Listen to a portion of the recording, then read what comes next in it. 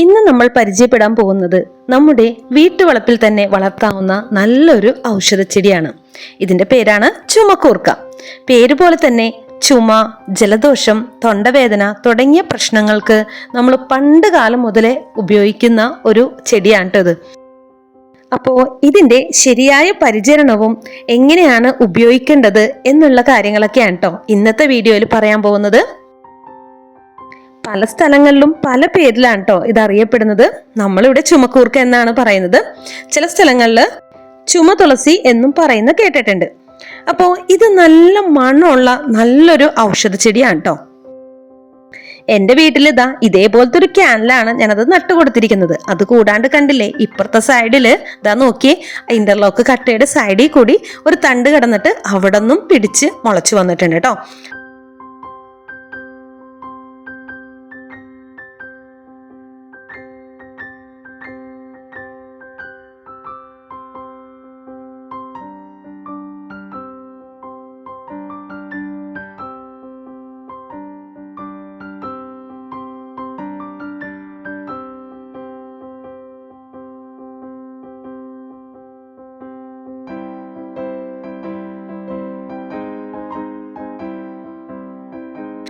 അപ്പോൾ ഇതിന്റെ ഇലയുടെ ആ ഒരു പ്രത്യേകത നോക്കിയേ, കണ്ടോ, ഭയങ്കര തിന്നായിട്ടുള്ളതാണ് കേട്ടോ ഇതിന്റെ ലീഫ്.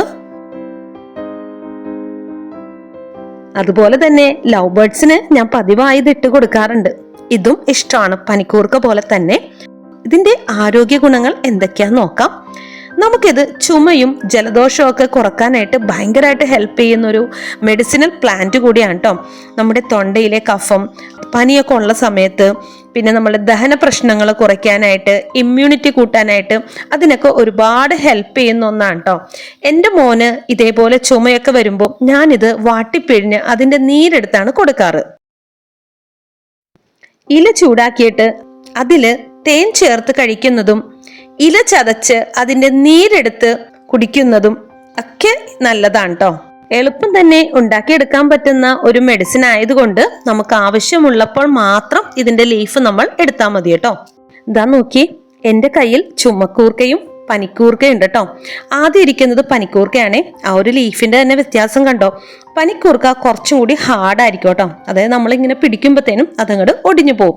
അതേസമയം ചുമക്കൂർക്ക അങ്ങനെയല്ല, കുറച്ചും കൂടി ഫ്ലെക്സിബിൾ ആണ്. നമ്മൾ പിടിക്കുമ്പോൾ അങ്ങനെ പെട്ടെന്നൊന്നും ഒടിഞ്ഞു പോയില്ല കേട്ടോ.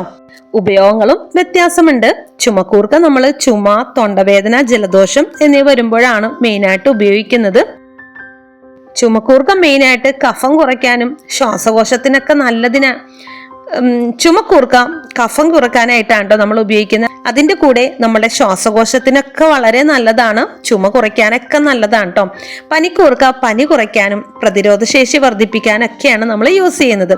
അതായത് ചുമക്കൂർക്ക ചുമയ്ക്കും പനിക്കൂർക്ക പനിക്കും ഉത്തമം, പേര് പോലെ തന്നെ.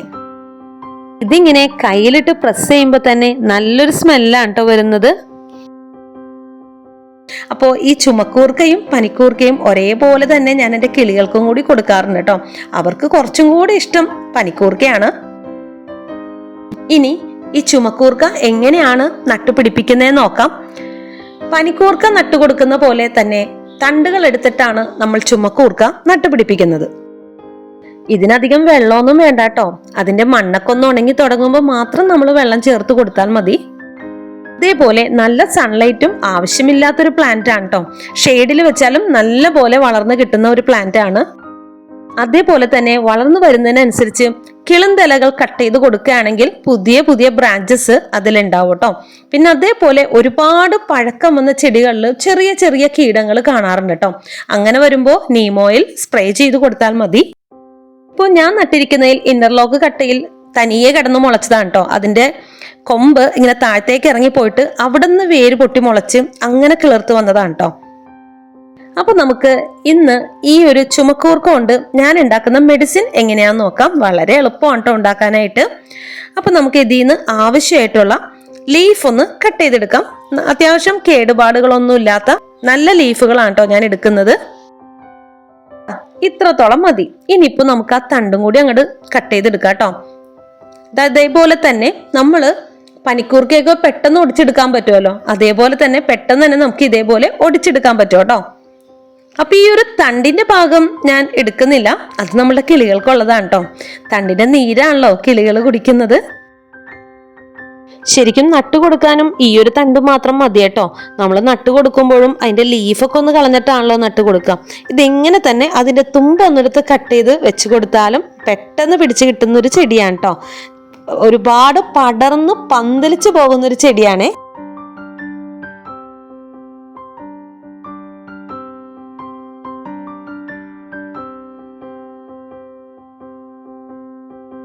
ആദ്യം തന്നെ നന്നായിട്ടൊന്ന് കഴുകിയെടുക്കട്ടെ കേട്ടാ. നല്ല പൊടിയൊക്കെ ഉണ്ടാവും, നമ്മളുടെ വീട്ടിൽ നിൽക്കുന്നതാണെങ്കിലും പൊടി ഉണ്ടാവുമല്ലോ. അപ്പൊ നന്നായിട്ട് കഴുകിയതിന് ശേഷം നമുക്കിതൊന്ന് ആവി കയറ്റിയെടുക്കണം കേട്ടോ. അത് നമുക്ക് ഇഷ്ടമുള്ള രീതിയിൽ എടുക്കാം, പാനിൽ വെച്ചിട്ടോ നമ്മളുടെ ഒരു കൺവീനിയന്റ് അനുസരിച്ച് നമുക്ക് ഉണ്ടാക്കാം കേട്ടോ. വെജിറ്റബിൾസ് ഒക്കെ ഒന്ന് വേവിച്ചെടുക്കാൻ വെക്കുന്ന ഒരു പാത്രം ഉണ്ടല്ലോ, അതില് ഞാൻ ഇതേപോലെ ഒരു പാത്രത്തില് ഇട്ടിട്ട് വെക്കുന്നുണ്ട് കേട്ടോ.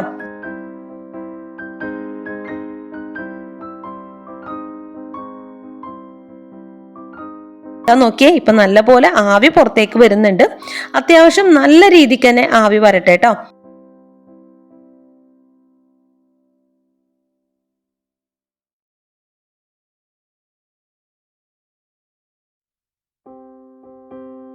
ഇപ്പൊ തുറന്നു നോക്കുമ്പോ കാണാം ലീഫൊക്കെ ഇതേപോലെ ആയിട്ടുണ്ട്. ഇപ്പൊ അത്യാവശ്യം നല്ല ചൂടുണ്ട് കേട്ടോ. നന്നായിട്ടൊന്ന് ചൂടാറിയതിന് ശേഷം നമുക്ക് ഇതേപോലെ ഇല ഒന്ന് കൈ കൊണ്ടിങ്ങനെ ഞെരടിയെടുക്കാം.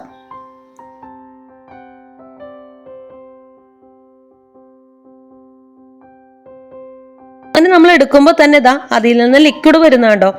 ഇത് ഡയറക്റ്റ് നമുക്ക് കുട്ടികൾക്ക് കൊടുക്കുകയാണെന്നുണ്ടെങ്കിൽ കുട്ടികൾക്ക് ഉണ്ടാവുന്ന ചുമ വളരെ എളുപ്പത്തിൽ തന്നെ നമുക്ക് മാറ്റിയെടുക്കാൻ പറ്റും കേട്ടോ.